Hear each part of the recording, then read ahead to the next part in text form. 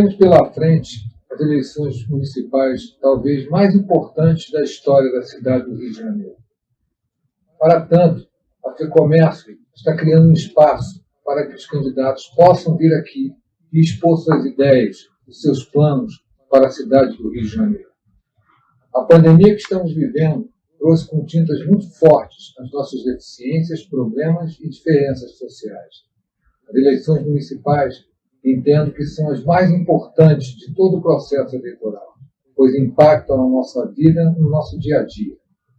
Então, esperamos que todos possam aqui expor igualmente todo o seu planejamento para a cidade do Rio de Janeiro e que possa facilitar a vida do eleitor e decidir quem será o seu representante na cidade do Rio de Janeiro. Sejam bem-vindos, desejo sucesso a todos e que utilizem esse espaço de uma forma produtiva e que possam efetivamente trazer ao eleitor uma visão clara do futuro da nossa cidade. Muito obrigado.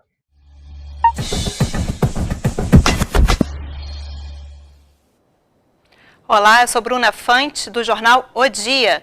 Hoje, com o apoio da FEComércio, a gente entra na nossa terceira semana da série de entrevistas com os candidatos à Prefeitura da cidade do Rio de Janeiro.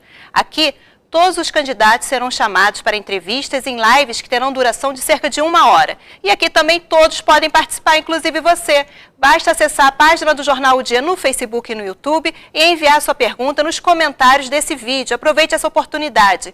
Hoje, a nossa convidada é Marta Rocha, do PDT. Boa tarde, candidata. Boa tarde, querida. Uma alegria estar aqui com vocês. E para me ajudar a conduzir as entrevistas, a minha colega de redação, Aline Cavalcante. Boa tarde, Aline. Boa tarde, Bruna. Como de praxe, a Aline vai fazer a primeira pergunta. Bom, como tem acontecido em todas as lives, a gente começa falando com o candidato a respeito da atual situação que nós temos vivido. Candidata, quais serão as suas prioridades, caso seja eleita, nesse cenário que a pandemia trouxe para nós, que intensificou e evidenciou muitos problemas que já existiam na cidade? Bom, em primeiro lugar, eu queria muito agradecer a oportunidade de estar aqui, não só para que a gente possa apresentar quais são as nossas propostas, o nosso plano de ação para a Prefeitura do Rio de Janeiro, mas também porque sou eu filha de imigrante português, dono de padaria.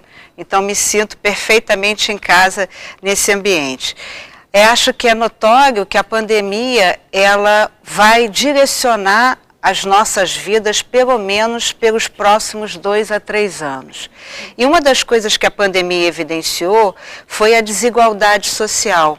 Quando nós tratamos da questão, por exemplo, da educação, que é um compromisso de vida do PDT, essa desigualdade educacional fica visível. Há uma diferença abissal entre a rede pública de ensino e a rede privada de ensino. Haverá uma necessidade de reposição, de reforço escolar. Os alunos da rede privada, 3 dias depois do distanciamento social, que foi obrigatório, estavam em suas casas, à frente de um computador, com a camiseta da escola, assistindo a aula.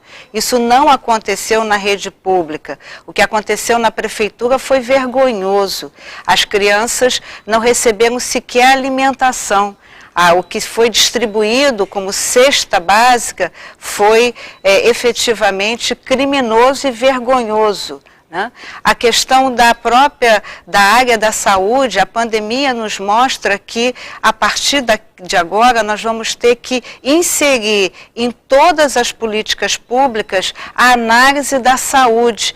Ainda bem que temos o Sistema Único de Saúde. O abandono que aconteceu na atual gestão com a área da saúde no que se refere à atenção básica, aos médicos das equipes de família. E temos aí um grande desafio que é discutir a retomada das aulas desde que haja segurança à saúde, tanto dos nossos alunos quanto dos professores, dos profissionais da educação como um todo.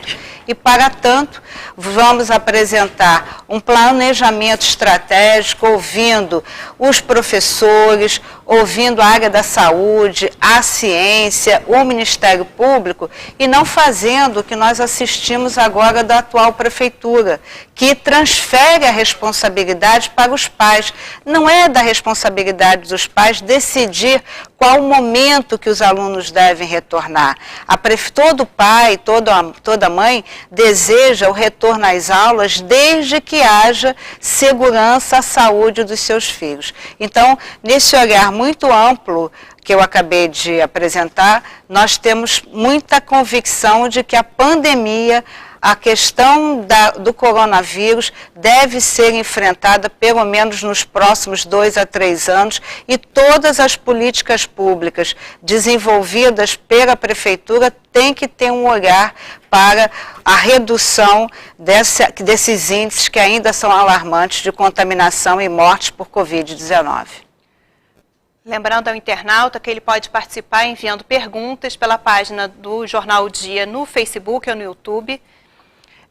Eu gostaria de fazer uma pergunta do público, já chegaram algumas perguntas, mas antes de entrar com o público, eu queria que a senhora falasse um pouco mais sobre a educação. Fora essa sua opinião de não reabrir as escolas agora, esperaria mais tempo, não tomaria essa decisão.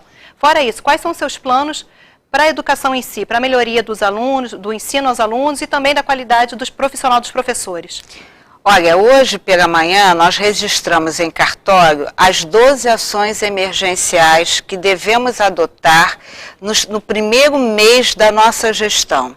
E a primeira dessa ação é a retomada do conceito dos CIEPs. Educação em tempo integral, com esporte, com cultura, com café, almoço e janta. Para tanto, não basta apenas o nosso desejo, nós temos que desenvolver ações concretas. Há uma pesquisa do Tribunal de Contas do município que nos fala, por exemplo, que mais de 70% das escolas municipais precisam de obras de infraestrutura. A educação, ela precisa que o profissional da educação, e aí pedindo licença aos professores, quando eu falo do profissional da educação, eu não falo apenas do magistério, eu falo daquela rede de profissionais que passa pela merendeira, que passa pela secretaria, que passa pelos inspetores. Nós temos que valorizar esses profissionais que merecem todo o nosso respeito e trabalhar pela qualificação desses profissionais. A pandemia nos impôs um novo olhar sobre a pedagogia, o ensino à distância. Boa parte dos profissionais da educação não foram preparados para esse novo momento, para esse novo normal. Então, a educação será uma prioridade nossa e nós vamos estar investindo sempre na educação, porque entendemos que a educação é a vacina contra a violência. A cidade do Rio de Janeiro ainda apresenta índices de analfabetismo. Temos que trabalhar a questão da alfabetização na idade certa, que é um compromisso também da nossa gestão. Então, a educação vai ser sempre a prioridade, porque a gente acredita que é a educação a forma verdadeira de promover a transformação e de enfrentar a desigualdade social. Certo. Rodrigo Domingues Souza, via YouTube. Vemos a todo dia notícias sobre o domínio das milícias no Rio de Janeiro. O que a candidata pretende fazer a respeito? Olha, Rodrigo, a sua pergunta no dia de hoje parece ser mais oportuna do que nunca, diante de uma pesquisa que foi divulgada falando do impacto da milícia no território da cidade do Rio de Janeiro. Esse ambiente de desordem e de abandono que se encontra na cidade do Rio de Janeiro, ele também é um ambiente propício à instalação desse tipo de atividade criminosa. Vou dar aqui 2 exemplos que aconteceram na atual gestão do prefeito. O primeiro no ano de 2019, na Muzema, em que 24 pessoas morreram, em razão de uma construção irregular que, inclusive hoje, avança para áreas de preservação ambiental e o exemplo da Muzema nos demonstra a cegueira da prefeitura. Não é possível que a prefeitura não tenha assistido ao avanço dessas construções que, lamentavelmente, mesmo depois da Muzema, mesmo depois de 24 pessoas mortas, essas construções irregulares continuam. Por outro lado, no início desse mês, nós tivemos a Operação Brutus. E a Operação Brutus, que aconteceu em Madureira, nos informou, entre outras coisas, além da cobrança da proteção feita não só aos comerciantes, mas também aos ambulantes legalizados ou irregulares, nós assistimos ali que a milícia já estava, inclusive, instalando banheiros químicos e locais para se trocar roupa. Então não é possível que a prefeitura não veja o que está acontecendo. Então a prefeitura pode fazer muito para enfrentar essa milícia que eu chamo de milícia empreendedora, que vai desde a proteção sob o domínio do medo, passa pelo gato, denominado gato, passa pela venda de botijão de gás nas áreas da milícia. O botijão de gás é mais caro do que se comprado numa loja regularizada, passa pelo transporte. Então é preciso que a prefeitura faça um gabinete de gestão integrada. É preciso que a prefeitura tenha uma articulação com outros setores da segurança, como as polícias civil, militar, Polícia Federal, Ministério Público, a própria Defensoria Pública, e faça esse gabinete de gestão e, através da sua atribuição, aí estou falando tanto no enfrentamento à construção irregular, quanto também na ocupação do espaço público, através da sua contribuição, possa enfrentar a milícia. Esse é o papel do prefeito, e eu quero dizer, eu que saí da Polícia Civil com 14 ameaças de morte, que tive a minha primeira ameaça de morte em 2007, quando enfrentei na Praça Seca a milícia daquela região, sei muito bem e tenho coragem para tomar as decisões que são necessárias. Aline. Aproveitando que a gente está falando sobre segurança, eu aproveito para fazer uma pergunta para a senhora. A senhora já foi chefe da Polícia Civil, já foi delegada. Podemos dizer que segurança é uma especialidade da senhora. Então, como prefeita, como a senhora pretende contribuir para que o Rio de Janeiro seja uma cidade mais segura? Olha, o Rio de Janeiro, ele sofre de um modo majoritário, com maior incidência, dos denominados crimes de oportunidade. É aquele crime que faz com que sua mãe ligue para você e você esteja no meio da rua e você não atenda o telefone para você entre numa loja para atender o telefone. Só para você ter uma ideia, hoje a Polícia Civil, com certeza, tem menos de 10 mil policiais civis para atender todo o estado do Rio de Janeiro. A Guarda Municipal, hoje, ela tem mais de 7 mil guardas municipais. Nós podemos e devemos fazer um redimensionamento da atuação dos guardas municipais em áreas, e para tanto nós temos um projeto chamado Territórios Seguros, que quer atuar em áreas de densidade habitacional e de impacto comercial, e aí escolhemos 6 áreas: Bangu, Campo Grande, Tijuca, Copacabana, Centro e Madureira. E se nós utilizarmos planejamento estratégico, análise de dados, georreferenciamento, articulação com as forças policiais, trazer para dentro do Centro de Operações Rios, para o banco de dados, né, imagens como imagens de estabelecimentos comerciais, de edifícios residenciais, fazer um grande banco de dados que produza, por exemplo, provas para a Polícia Civil, eu não tenho a menor dúvida que nós vamos ajudar na redução dos indicadores de violência e, com isso, fortalecendo esse ambiente de segurança, nós vamos estar fortalecendo indiretamente outros ambientes, né? Até o ambiente comercial, para a atividade do comércio, sobretudo o comércio de rua, que hoje, é bom que se diga, a placa que você mais vê não é a placa do partido político.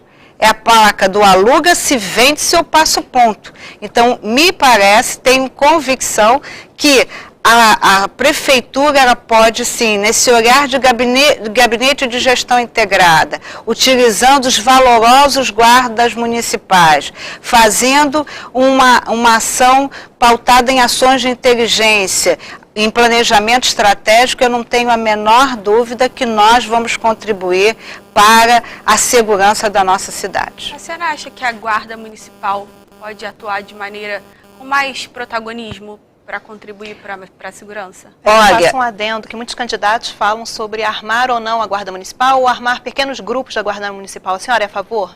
Obrigada pela pergunta. Tentando responder as duas, eu acho que a Guarda Municipal pode e deve ter um protagonismo.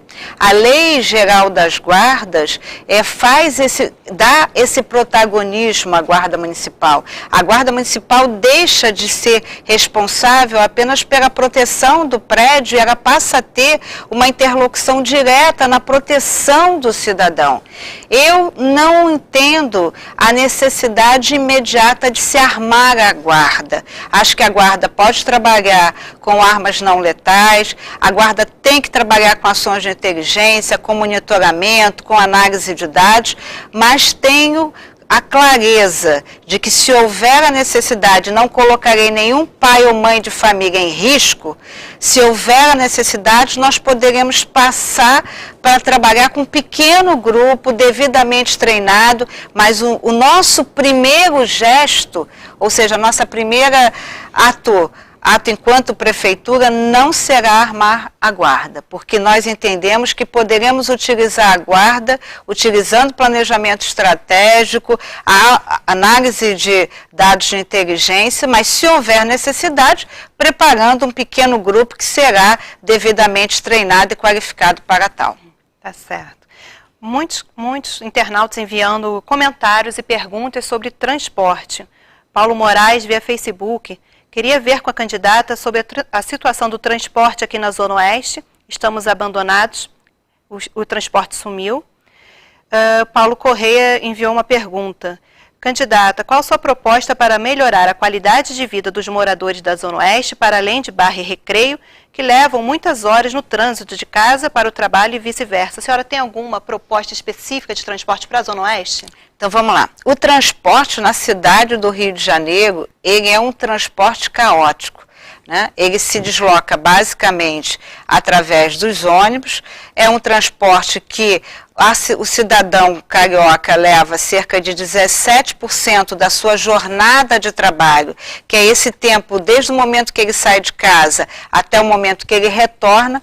Há uma análise por um organismo que nos diz que isso chega a quase 22 dias dentro do transporte público no deslocamento. Então nós poderíamos dizer que isso representa praticamente um mês de trabalho durante o ano. Então a gente não tem a menor dúvida do abandono que acontece na cidade do Rio de Janeiro no que se refere à questão do transporte. Na Zona Oeste, esse problema se intensifica.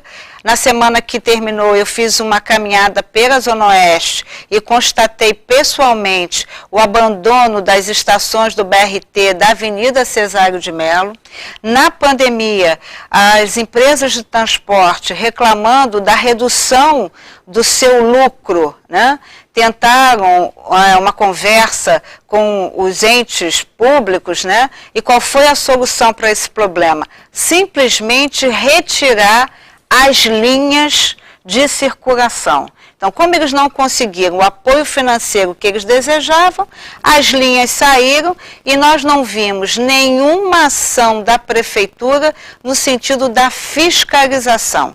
Quando você vai para dentro das reclamações, aí com certeza a pergunta oriunda dos nossos amigos da Zona Oeste, as maiores reclamações são das linhas da Zona Norte e das linhas da Zona Oeste. Então, nós temos que enfrentar a questão aí do BRT, lembrando aqui que não houve uma licitação, o que houve foi uma adesão, né, uma autorização quando se discutiu a concessão das linhas de ônibus, não houve uma licitação, então fazer essa licitação é necessária.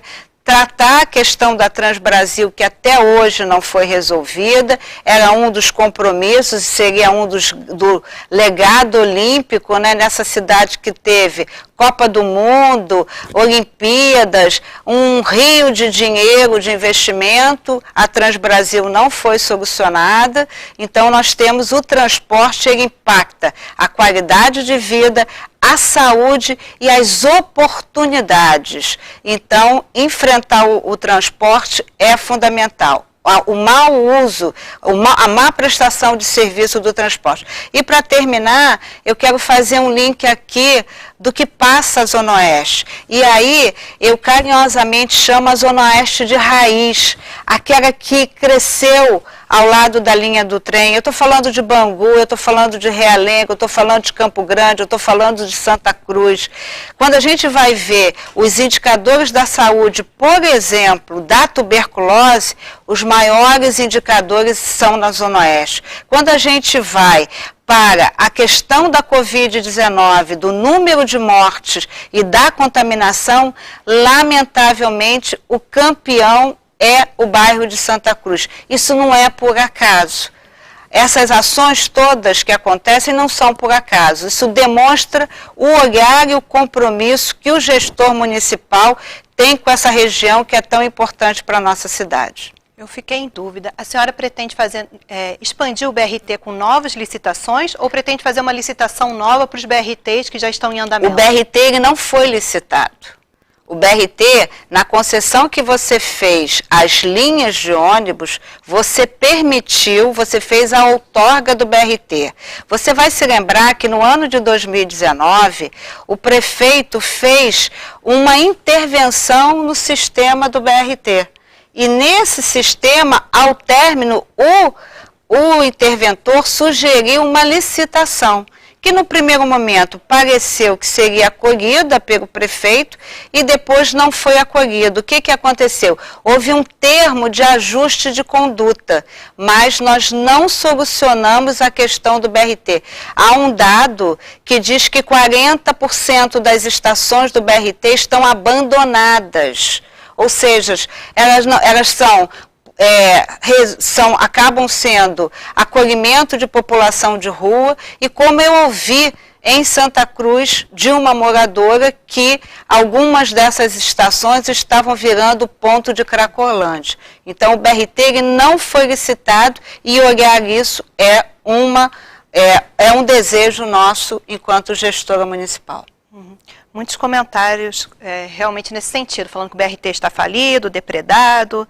Precisamos revitalizar o BRT, dentro deles o da Penha, onde a senhora é cria, João escreveu. Olha, João, obrigada por você ter dito isso. Eu já ficaria muito triste se isso só tivesse acontecendo na Penha.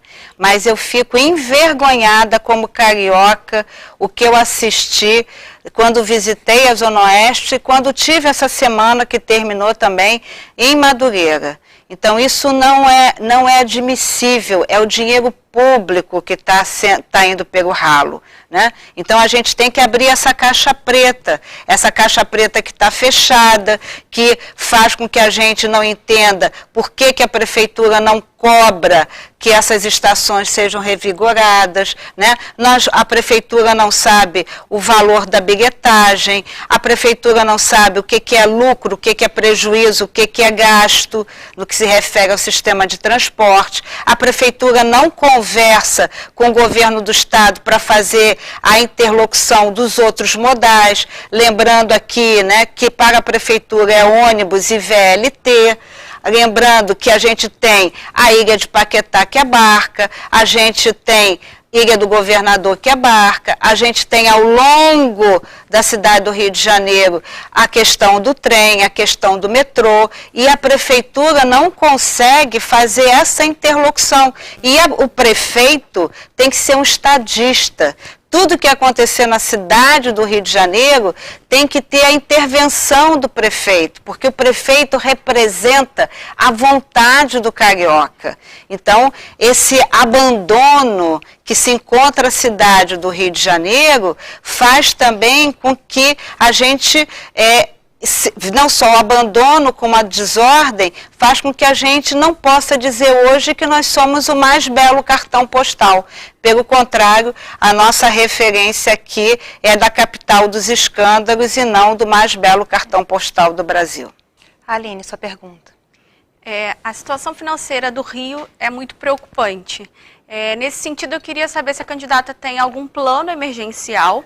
Eu já aproveito para perguntar também se a senhora pretende rever isenções fiscais e também, se está dentro desse pacote de algum plano, reduzir o número de secretarias.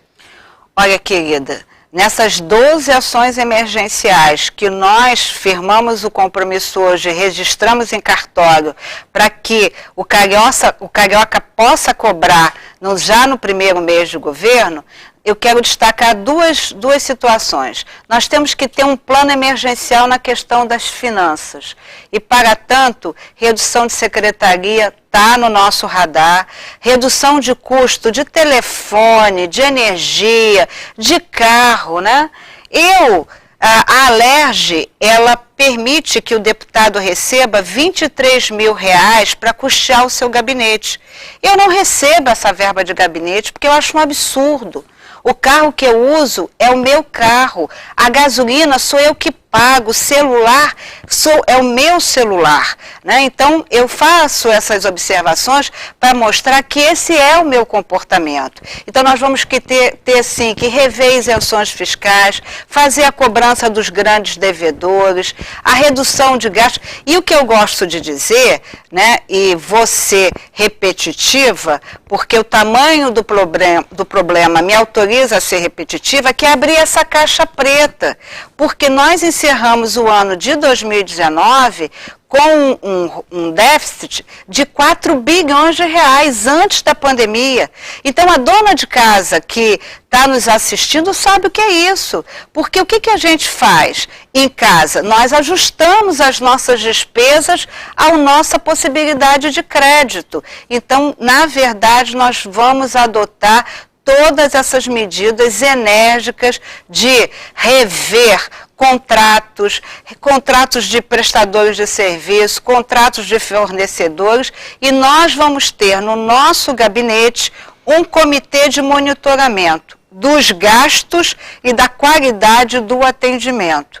E voltando à tua pergunta, sem dúvida nenhuma, rever isenções fiscais é algo que a gente vai ter que não só rever as isenções, cobrar dos grandes devedores, fazer uma leitura, né, uma varredura nos contratos. Isso tudo está no nosso radar para que a gente tenha fôlego financeiro para poder investir naquilo que é importante, que é educação em tempo integral, saúde na atenção básica. Já que nós estamos nessa casa, que é a Casa do Comércio, nós estamos assistindo aí que os pequenos comerciantes estão fechando seus estabelecimentos. E uma das formas do primeiro emprego, sobretudo na juventude, é através do comércio. Então, se a gente reestrutura a situação financeira e tem um fôlego, quem sabe a gente não pode fazer um programa de microcrédito para ajudar o pequeno comerciante, o pequeno e médio empreendedor, porque aí, de certa forma, a gente vai estar... Primeiro, essas pessoas são corretas, né? Pagam sempre as suas dívidas. E segundo, a gente vai estar também garantindo a receita. Eu ontem, por exemplo, fui à Feira de Tradições Nordestinas, almocei lá e o dono do estabelecimento comercial me disse, eu tinha 70 empregados e hoje, pós-pandemia ou durante a pandemia, tenho apenas 19 empregados. Então, se a gente consegue abrir a caixa preta, fazer a redução do custo e poder investir no que é importante, eu acho que a gente, inclusive, vai poder, quem sabe, pensar num plano de microcrédito para pequenos investidores, pequenos empreendedores, pequenos comerciantes e pequenos empreendedores. Receita realmente é um grande desafio do próximo gestor, né? Nesse sentido do comércio, tem uma pergunta aqui do presidente da FEComércio, Antônio Florencio de Queiroz Júnior. A informalidade crescente é um fator que muito preocupa o setor do comércio, ainda mais quando sabemos que, em muitos casos, são canais de escoamento de carga roubada e produtos piratas. Por outro lado, reflete o sério problema social que todos temos consciência. Qual a sua avaliação do assunto e propostas para enfrentar esse problema, de forma que se estabeleça uma concorrência equilibrada? Olha, no dia seguinte à Operação Brutus, um jornalista me ligou perguntando a minha opinião enquanto delegada de polícia sobre aquela operação e o que representava aquela operação. E eu disse para ele, vamos relembrar aqui, né, que lamentavelmente havia servidores da prefeitura envolvidos, lamentavelmente, que bom que várias pessoas foram presas e, entre outras coisas, foram apreendidos produtos piratas. E eu disse para esse jornalista que se eu fosse prefeita do Rio de Janeiro, a minha primeira atitude na manhã do dia seguinte seria ligar para o secretário da Polícia Civil e me colocar à disposição do secretário para uma ação ordenada e conjunta com as forças policiais. É óbvio que há um programa, né, de ambulante legal, há um projeto nesse sentido. O que ninguém aqui é a favor de colocar a guarda municipal correndo atrás de ambulante, não é isso. O que a prefeitura tem que contribuir é para a identificação dos depósitos ilegais, onde estão, entre outras coisas, os produtos piratas e os produtos roubados. Porque o roubo de carga, e eu posso dizer isso com muita tranquilidade, porque presidir uma frente parlamentar de enfrentamento à carga que produziu um trabalho que entregou ao ministro da Justiça, ao presidente da Câmara dos Deputados, Rodrigo Neves, e ao interventor, o general Braga Neto, porque nós sabemos o impacto do roubo de carga para a cidade do Rio de Janeiro e para o estado do Rio de Janeiro. O preço do seguro, a questão do transporte, da logística, o aumento do preço da mercadoria. E quem é que paga essa conta?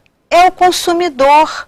Então, nós temos que ordenar a cidade, né, valorizando, estabelecendo espaços adequados para o comércio informal. Volto a repetir, ninguém aqui vai sair correndo atrás de ambulante, agredindo ambulante, não é isso. Nós vamos também, essas pessoas precisam ser qualificadas, ser empreendedores, né? Então nós temos aí um plano e acho que a prefeitura pode ajudar muito no enfrentamento da questão do roubo de carga.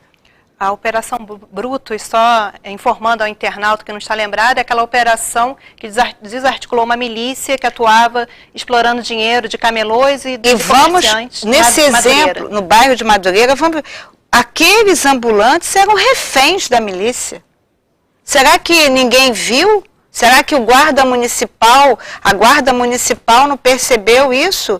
Então alguém no meio da rua coloca um banheiro químico e a prefeitura não vê?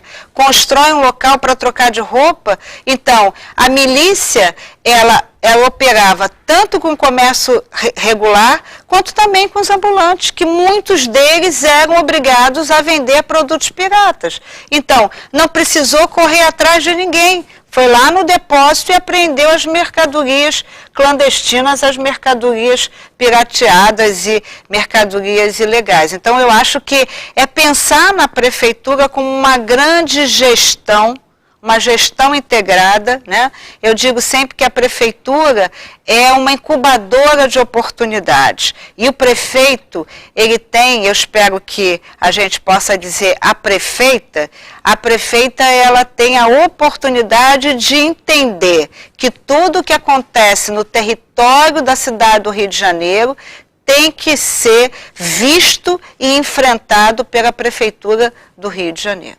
Vamos falar um pouco de turismo? Quais os planos da senhora, as ações concretas da prefeitura para fomentar o turismo na cidade? Olha, eu inaugurei a Delegacia Especializada de Atendimento ao Turista.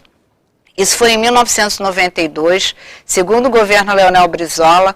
Portanto, tem uma tranquilidade na articulação com esse setor, que é um setor de extrema relevância. Algumas pessoas gostam de identificar o turismo como o novo petróleo, e pós-pandemia nós teremos uma oportunidade ímpar para o turismo nacional. O nosso olhar sobre o turismo será diferente do olhar que se vinha tendo quando se permitia, por exemplo, viagens de avião para outros países. Acho que a nossa cidade é linda, não tenho certeza, que a nossa cidade é linda. Entendo que o povo da nossa cidade é um povo trabalhador, alegre, acolhedor. Nós temos uma rede hoteleira muito bem estruturada.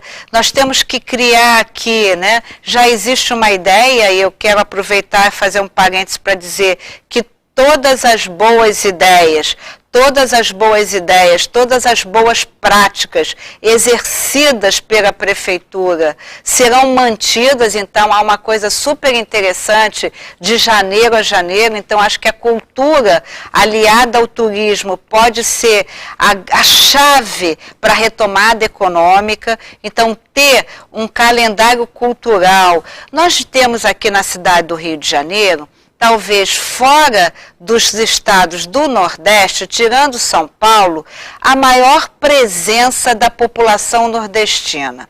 O que nos impede de fazer uma grande festa junina no meio do ano?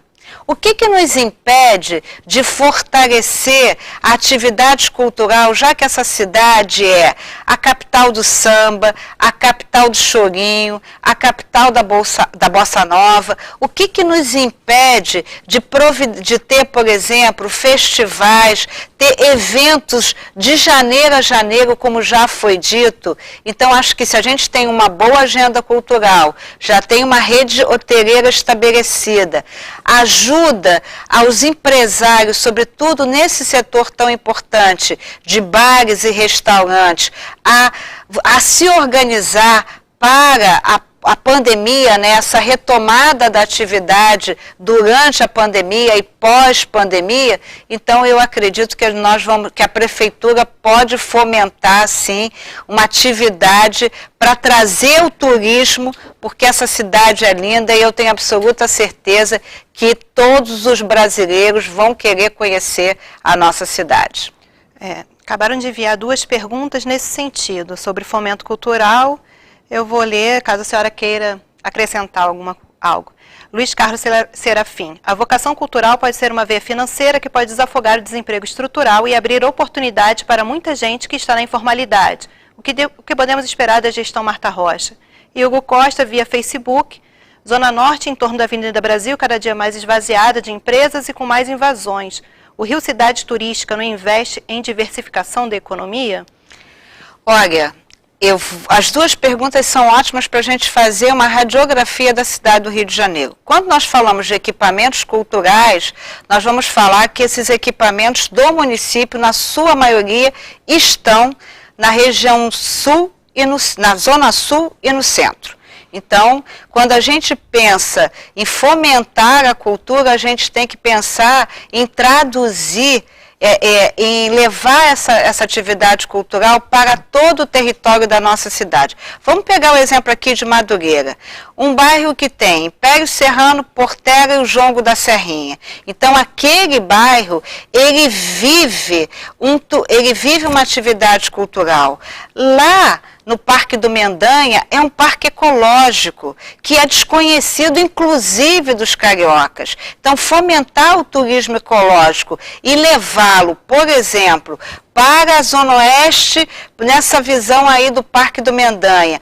Um turismo histórico, pegando ali algumas construções históricas que existem no bairro de Santa Cruz, pegando a minha Penha querida para levar lá para a Igreja da Penha. Ou seja, é você fomentar, e aí da atribuição da prefeitura o fomento a esses atores culturais para que essas ações locais sejam fortalecidas e tragam não só atividade cultural, mas também possam ser uma engrenagem de fortalecimento do turismo. E para terminar, eu queria pedir para todo mundo fazer um exercício comigo, que é aquele que quando a gente traz na lembrança, né, o desfile das escolas de samba, entendendo que o carnaval é muito mais do que o desfile das escolas de samba. Mas o carnaval é um show da Broadway de 3.000 pessoas que não ensaiaram, que cantam uma música linda e que fazem um show belíssimo. E ali você tem fotografia, iluminação, coreografia, cenografia, serralheria, ou seja, quantas atividades de formação profissional nós podemos levar através da cultura para os jovens, né?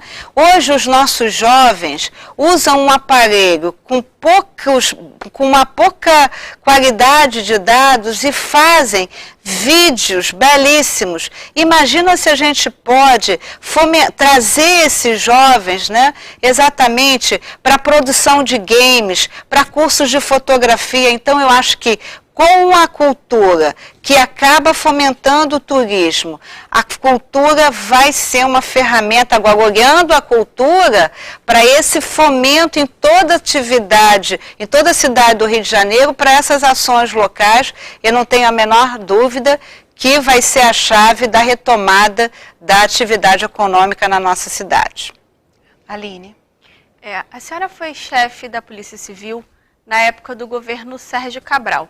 Eu queria perguntar para a senhora se a senhora acha que isso, de alguma maneira, pode prejudicá-la.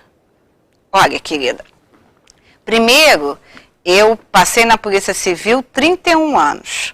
Quando eu fui escolhida chefe da Polícia Civil, eu tinha 28 anos na Polícia Civil, 21 anos como delegada e 7 anos como escrivã de polícia.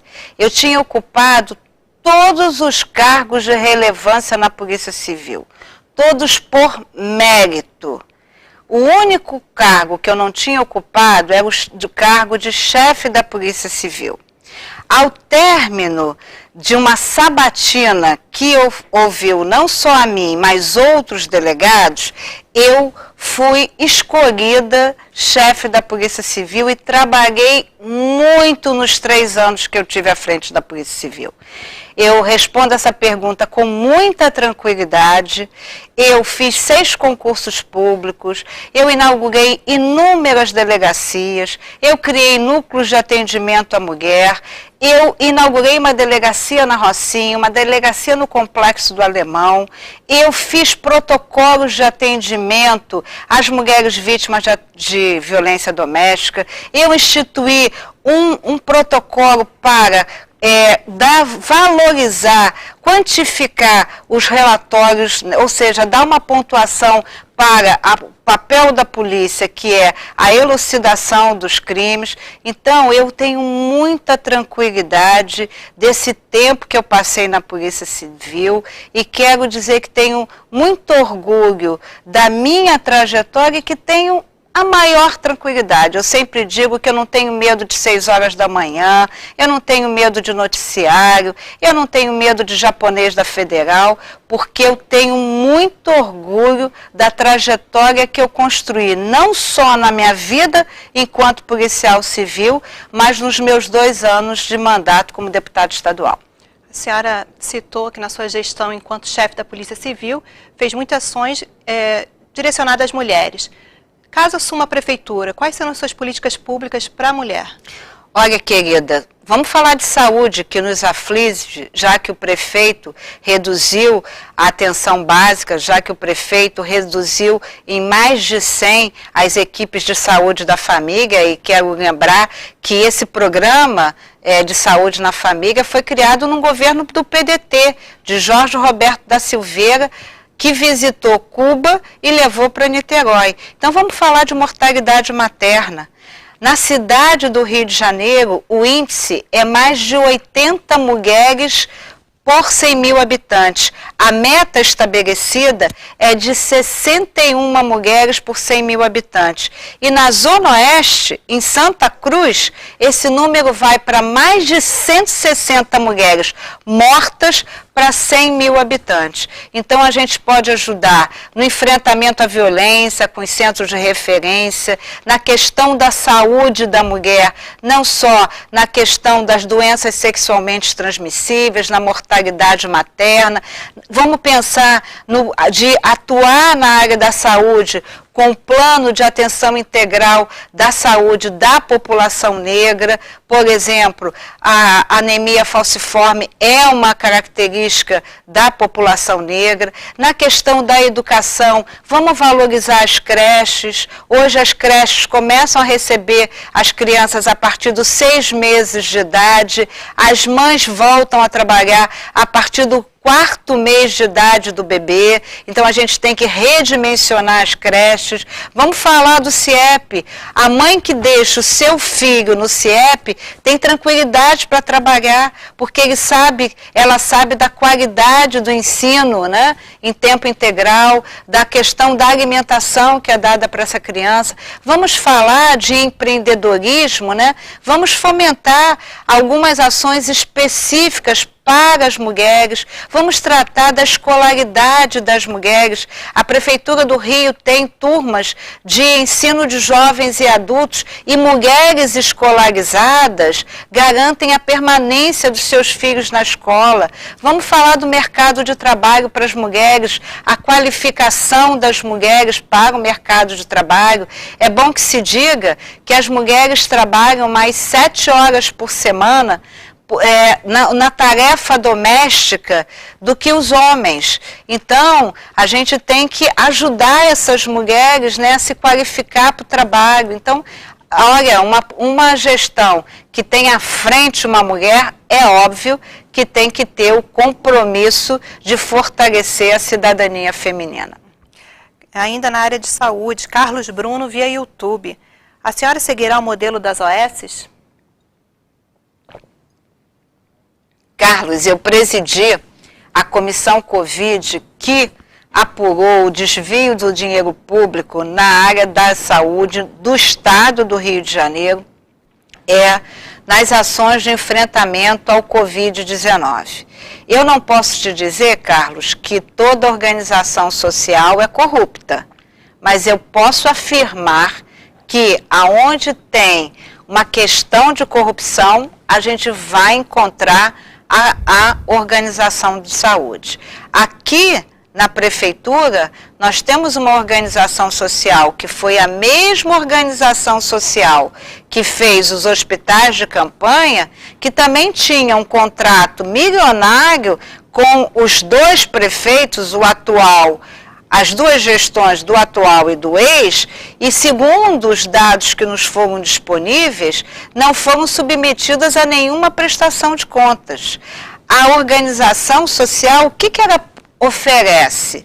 A ideia da organização social era dar qualidade no atendimento e celeridade. O que a gente tem hoje?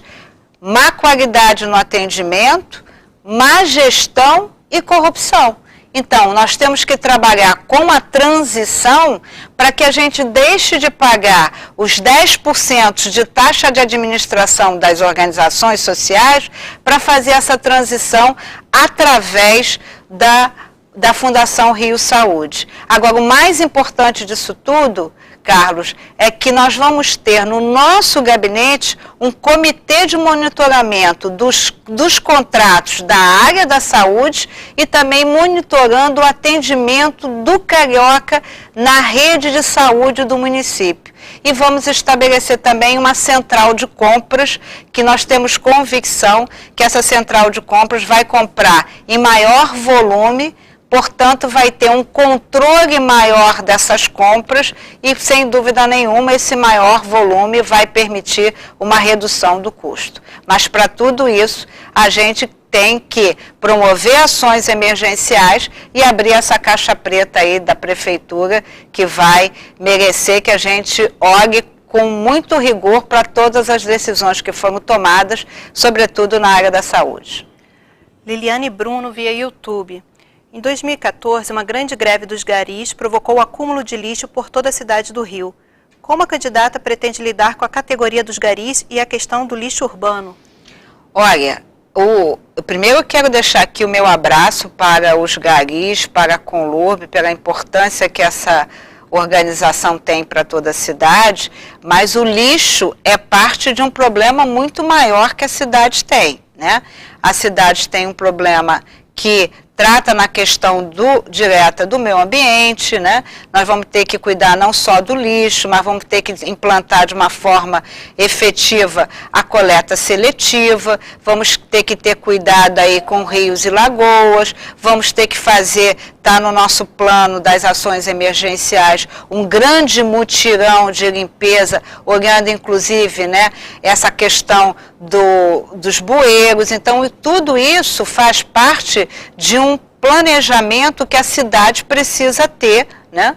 E nós sabemos também que é preciso. Uma vez me perguntaram qual era a cidade que eu gostaria, e eu disse que eu queria ter uma cidade segura, humana, criativa e sustentável. Então, a Conlurb tem todo o meu respeito e nós vamos fazer um grande plano, né, nessa questão do meio ambiente, do saneamento, do controle do lixo e da coleta seletiva, que vai ser, sem dúvida nenhuma, muito benéfico para a cidade do Rio de Janeiro.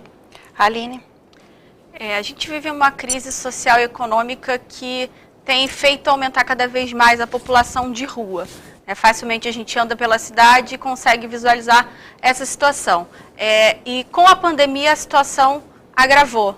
Eu mesma estive com algumas pessoas conversando e me relataram que estavam em situação de rua há pouco tempo porque perdeu o emprego durante a pandemia e não tinha como pagar o seu aluguel e acabou indo morar nas ruas. Então a gente pode constatar que essa situação vai se agravar por conta da pandemia. Como resolver essa situação? Olha, Viviane, a situação já é muito grave, porque segundo os dados... Aline, desculpe, Aline, mil perdões. Segundo os dados da Defensoria Pública, de uma pesquisa feita pela Defensoria Pública, nós temos 15 mil pessoas em situação vulnerável na rua. E a Prefeitura sequer sabe qual o diagnóstico dessa população. Então, uma das coisas que é necessário fazer, de forma permanente e contínua, é um censo, para que nós possamos saber qual é o perfil das pessoas que estão na rua. Porque as pessoas estão na rua porque não tem dinheiro para voltar para casa. Nós assistimos aí uma ação da Prefeitura que identificou um senhor morando numa árvore na Lagoa Rodrigo de Freitas. Ele trabalhava, só que ele morava na Baixada Fluminense. E aí, como ele não tinha dinheiro para ir para casa, de segunda a sexta ele dormia na árvore. Então, a gente tem, hoje mesmo, andando pelo centro da cidade, eu vi 2 pessoas, né, aparentemente com problemas de saúde mental. As equipes da saúde mental foram desmobilizadas pela Prefeitura. Nós temos pessoas envolvidas com drogas, com alcoolismos, e nós temos pessoas que perderam os seus vínculos com as relações familiares. Então, esse problema tem que ser enfrentado. Então, por exemplo, a passagem pode ser algo que a Prefeitura possa fazer numa articulação com o governo do Estado, né? Nós temos 63 abrigos e abrigamos menos de 3 mil pessoas. Então, tudo isso vai precisar de um bom diagnóstico, do fortalecimento aí fazendo a interlocução entre a área da saúde e a área da assistência social, e esse problema vai ter que ser enfrentado pela Prefeitura, mas eu tenho convicção que o carioca, que é um povo solidário, que demonstrou aí a sua solidariedade na pandemia, vai estar ao nosso lado nas medidas, e acho que a gente vai ter que discutir isso, inclusive com a sociedade civil, nas medidas que vamos precisar adotar para enfrentar essa grave crise social que se traduz na população de rua. E essa população não pode ser invisível. Essa população tem que ser vista e tem que ter ações que permitam com que essas pessoas saiam dessa situação de vulnerabilidade.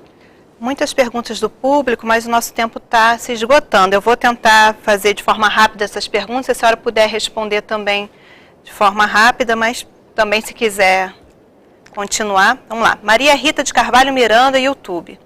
Senhora candidata, qual a sua opinião sobre a transformação dos servidores concursados seletistas em servidores estatutários? Olha, querida, isso tudo vai demandar de uma análise que nós precisamos saber como vamos encontrar a prefeitura, tá? Então, nesse momento, eu sei que tem algumas demandas de alguns organismos, de algumas empresas, eu não faço propaganda enganosa, né?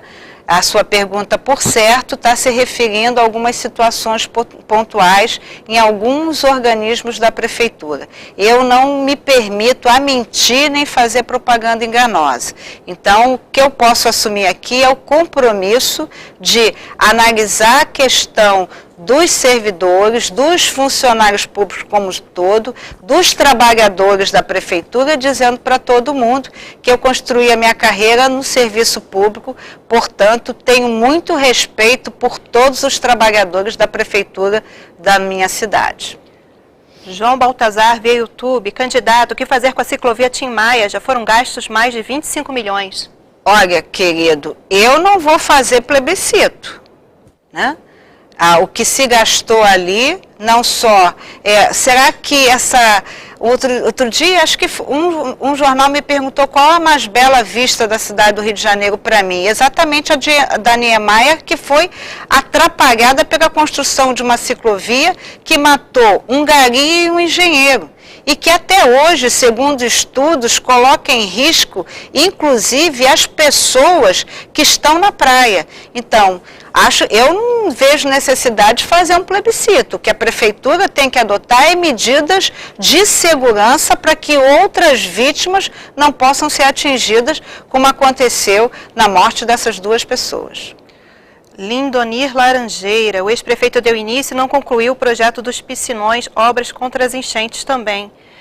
Eu acho que ele juntou dois pontos, né?